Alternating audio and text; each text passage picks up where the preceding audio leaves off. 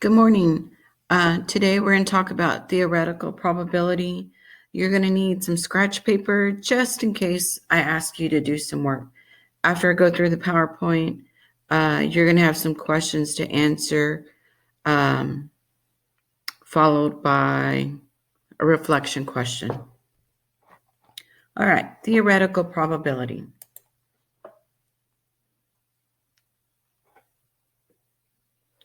Theoretical probability is the probability that an event occurs when all of the outcomes of the experiment are equally likely. Okay, that's really important that you understand that it's equally likely that it can occur.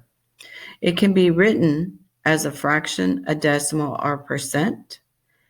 The probability of the event equals the number of ways the events can occur over the total number of equally likely outcomes.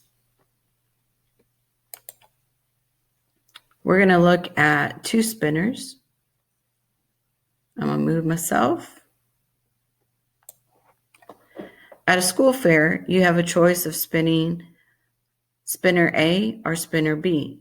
You win an iPad if the spinner lands on a section with the star in it. Which spinner should you choose if you want a better chance of winning? So you have spinner A, and you can see that spinner A has 8 outcomes. How many does spinner B have? You would count each section, and you would get a total of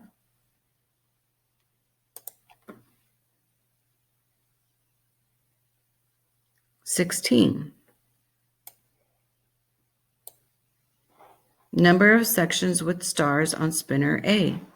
You can see that there are 2 stars in the red section and 1 in the green, so that gives you a total of 3.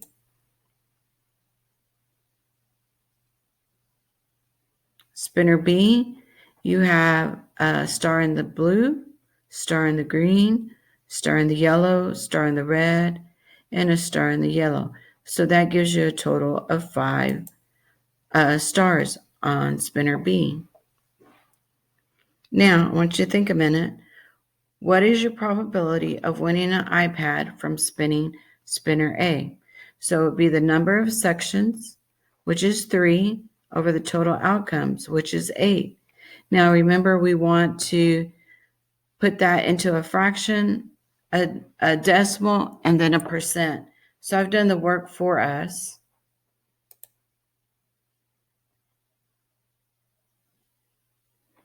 So your chances of spinning a star on spinner A would be 3 out of 8, which converts to 0.375. To change that into a percent, remember, we move the decimal 2 places to the right, which would give us 37.5%, which still is not the greatest percent because it's less than 50, but spinner B, you have 5 out of 16, which converts to 31 hundredths or 31%. So you can see that you have a better chance of winning the iPad if you spin spinner A.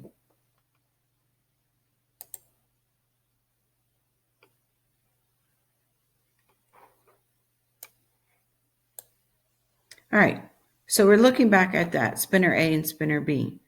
The ratio for spinner A was for spinner A is 3/8, which is greater than the ratio of spinner B, which was 5/16. So if you made a choice, which one would you choose? Hopefully you remember, and it's easier to remember when you change those into decimals and percents. So your best choice would be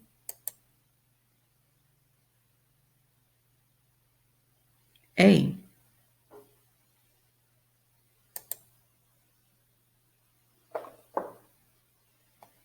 All right, we're going to look at another example. And this example is a bag that contains 6 red marbles and 12 blue ones. You select one marble at random from the bag. What is the probability that you select a red marble? write your answer in simplest form. Remember, we always want to simplify and change it into a percent and a decimal. Find the number of ways the event occurs that is the number of red marbles. Okay, so how many red marbles and how many blue marbles are there? So first of all, how many red marbles could you get?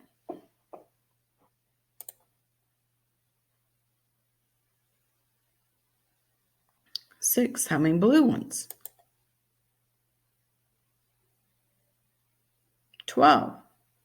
So if you add 6 plus 12, you're going to get 18. Now, if we write that in a fraction, we want red marbles, remember? So your fraction would be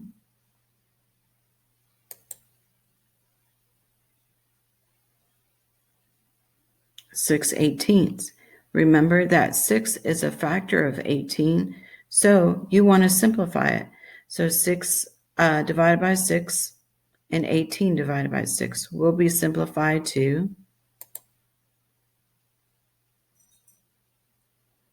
1/3. 1/3 is a benchmark fraction, so you should know what 1/3 changes into a decimal, and that would be easily be changed into a percent.